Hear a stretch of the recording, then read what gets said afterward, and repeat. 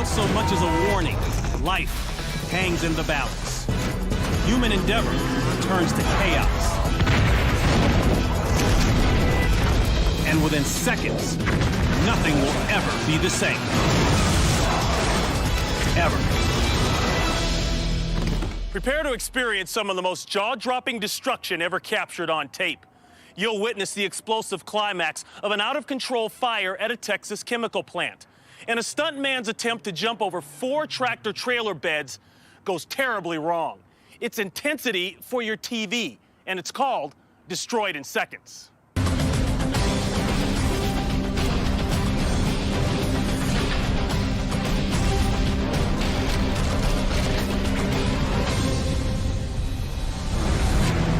Fort Worth, Texas. A 5-alarm fire breaks out at a chemical storage facility. The plant stores thousands of gallons of highly volatile chemicals, like kerosene and sulfuric acid, in dozens of pressurized tanks. The tanks are designed with emergency release valves. When pressure builds beyond a certain threshold, the valve opens to release gas. This helps prevent the tank from exploding. But the fire is so hot, the gas is expanding faster than it can be released. Pressure inside the tanks continues to build.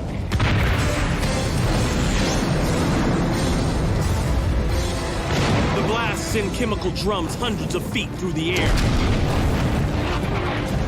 Several land blocks away in nearby neighborhoods. Heat from the massive fireballs can be felt nearly half a mile away.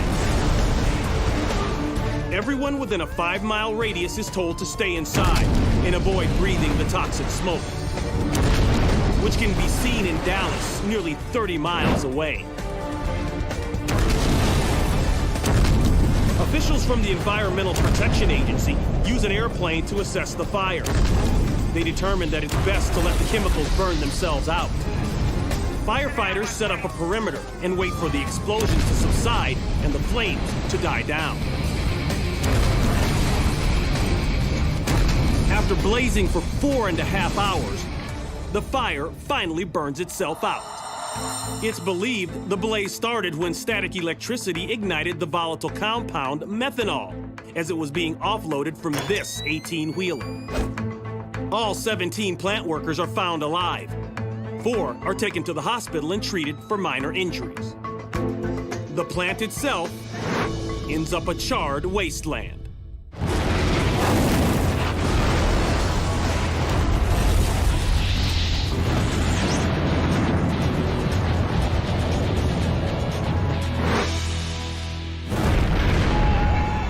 Why would anyone want to jump out of a perfectly good airplane? Tim Bernard is a professional skydiver with over 10,000 jumps under his belt.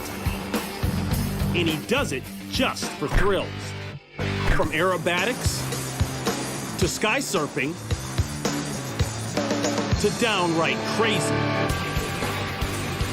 Tim pushes the limit to a whole new level of extreme. Even his landings demonstrate daredevil precision only an experienced adrenaline junkie could dream up. Homie, watch out. 10 minutes, fast response. The dirt ain't bad.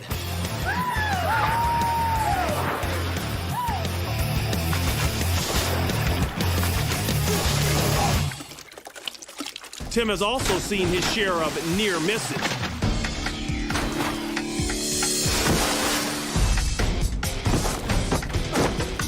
Even chutes packed properly can malfunction.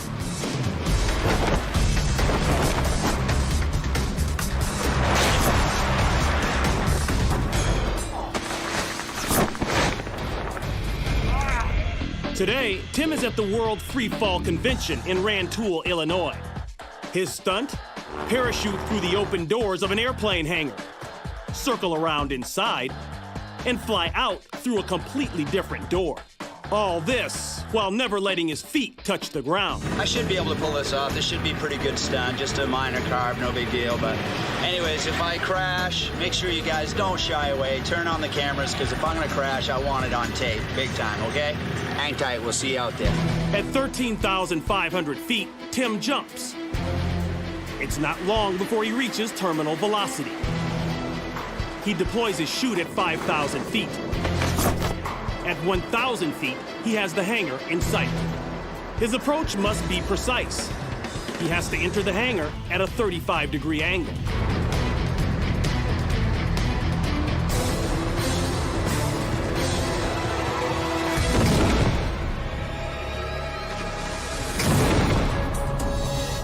Tim miscalculates the angle of entry.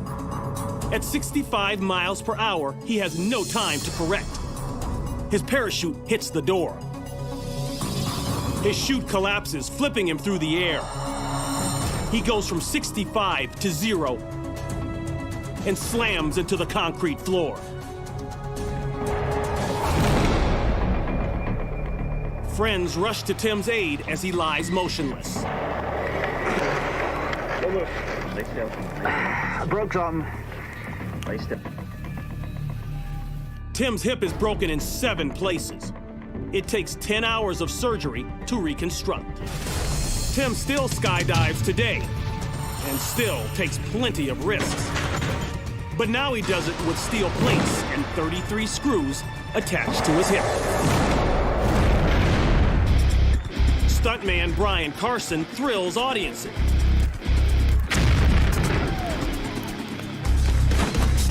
By always pushing the limits.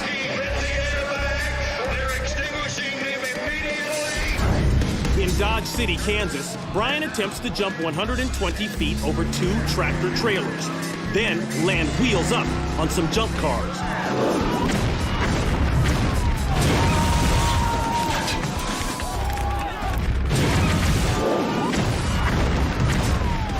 But Brian comes up short.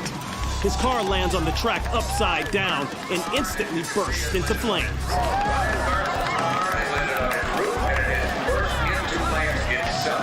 Brian survives, but not without a compound fracture to his right arm. Just a few weeks later, Brian is back on the track in Charlotte, North Carolina. Even though he's nursing a broken arm, Brian is about to attempt an even more elaborate jump. Using a specially modified stunt car, Brian plans to leap 250 feet over 4 tractor-trailer flatbeds. Land wheels first on the red X painted on the 4th car, then drive monster truck style over 8 more cars before rolling onto the ground. After some final preparations, Carson hits the accelerator and takes off down the track.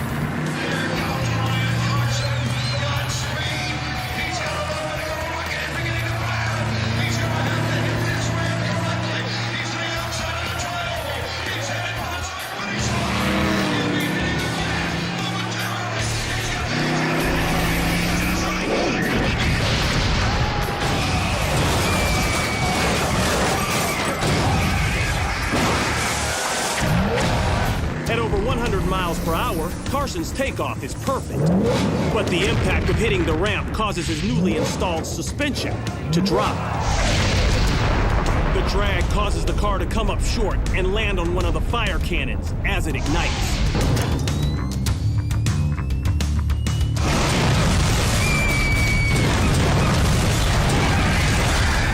After several flips, the smoldering car comes to a stop.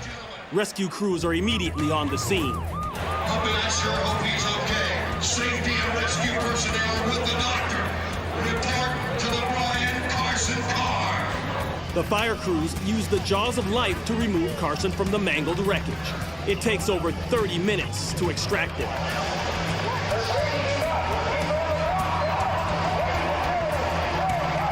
When he finally emerges, he's uninjured.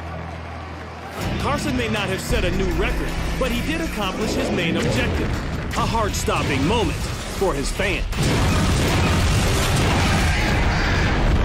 August 2008, a 110-car freight train derails in the middle of Oklahoma.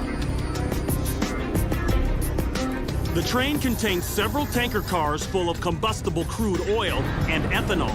The cars quickly catch fire, sending plumes of black smoke into the clear skies above the Sooner State.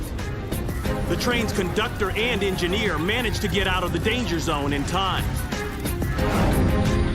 The area is rural, but state troopers and rescue workers take no chances. They evacuate anybody living in the area. A bus full of school children is stopped on the road, far too close to the out-of-control flames. 5 nearby fire departments arrive on scene, but can't get near the 1,500-degree flames. Then, the situation goes from bad to worse.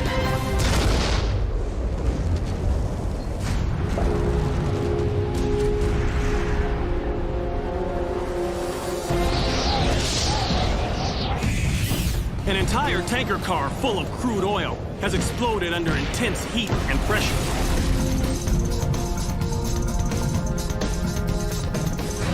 A news helicopter catches the massive fireball billowing hundreds of feet over the central Oklahoma plains.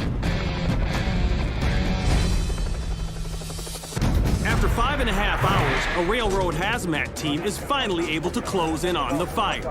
They spray flame-retardant foam around the tracks and on a nearby oil pump jack. The tactic works. Though nearly 24 hours later, some fires still burn. In the aftermath, one piece of the track was found to be bent. But the Federal Railroad Administration never determines an official cause. Fortunately, no firefighters, nearby residents, or the children on the sidetracked school bus were hurt. More than 300 spectators have gathered in Las Vegas to witness veteran stunt rider Seth Inslow's latest feat. A 200-foot jump over 70 Harley-Davidson motorcycles. Seth takes off on his 200-pound dirt bike toward the ramp. His launch is flawless.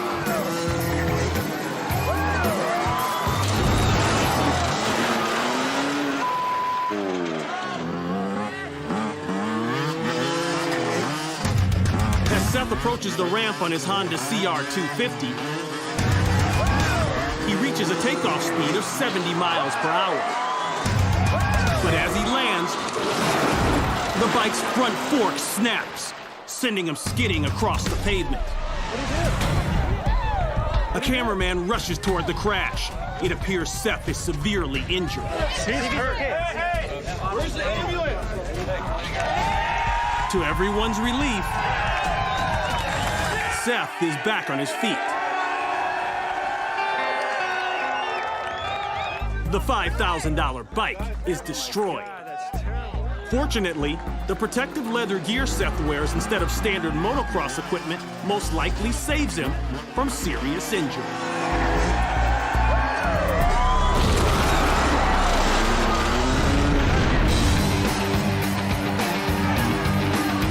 Racer Johnny the Jet Scarborough races in his $40,000 Dirt Sportsman modified car. The car has a 500 horsepower output and can hit speeds of up to 100 miles per hour. Tonight, Johnny races at New York's Fonda Speedway. Coming out of the first turn of the 4th lap, a bump sends him out of control.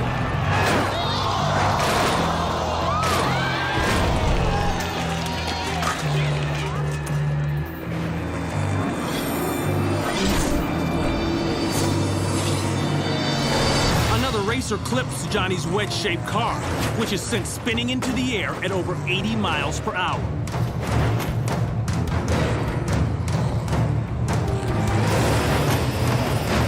The car flips multiple times before hitting the guardrail and landing upside down on the track. Seconds later, the car bursts into flames, with Johnny still inside.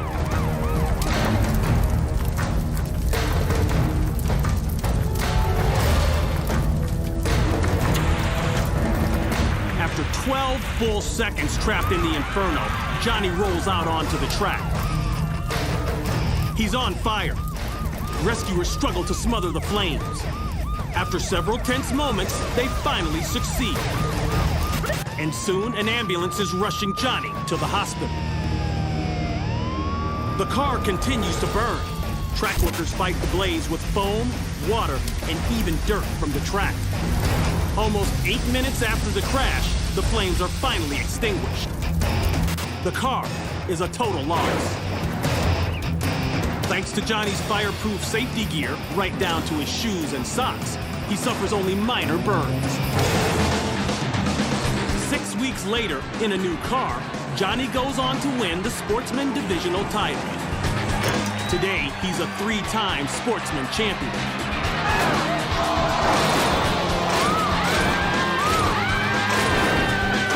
Just as famous for the night he wiped out. Fountain Valley, California. Balloon enthusiasts from around the world gather at the Gordon Bennett Memorial Balloon Race. The race is strictly for gas balloons. The balloon that travels the furthest is the winner. But this event attracts a wide variety of aircraft that wow the crowd. That's exciting. One of the balloonists and his student co-pilot prepare for the race. The two step into the gondola and fill the balloon with hot air. Suddenly, a powerful gust of wind grabs the balloon and doesn't let go.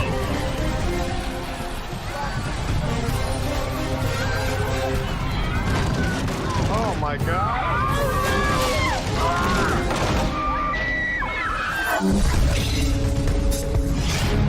The stiff wind propels the balloon across the parking lot. The pilot and the student co-pilot are trapped in the basket, frantically trying to fill the balloon so it can lift off the ground. Narrowly missing motorhomes and spectators, the balloon is unable to achieve lift and slams into a bandstand. Oh my God. The impact throws the pilot from the basket and onto a child. The inexperienced co-pilot is now at the controls. The balloon takes flight as rescuers rush to the fallen pilot's aid.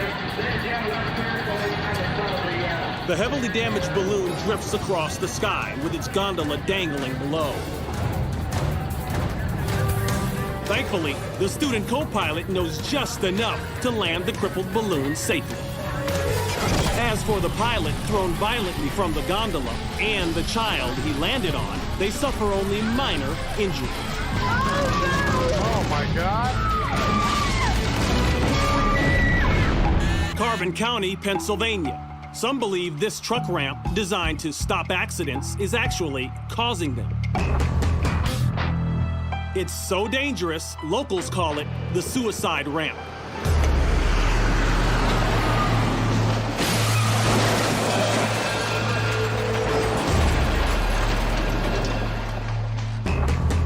A TV cameraman is shooting a story about this controversial truck ramp. It's designed to safely stop runaway trucks. But some have complained that the gravel is piled too high and that the ramp should be straight, not curved. In an amazing coincidence, while the news camera rolls, a 12-ton freight truck loses its brakes and slams into the slopes. The front axle is torn off as the truck hits the third pile of gravel. It flips over and skids to a stop. The driver, who's not wearing a seatbelt, is violently thrown about the cab.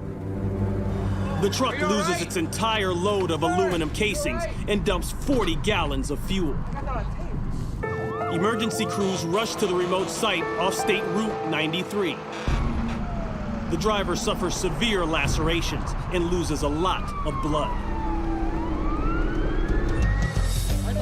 Because of this accident and others like it, the ramp is redesigned and rededicated. The ramp is now straight, and the gravel's been replaced with smooth stones. Now, trucks come to a controlled stop as their axles sink into the stone bed. The driver survives. His accident may have saved the lives of others. I'm Ron Pitts, and we'll see you next time on Destroyed in Seconds.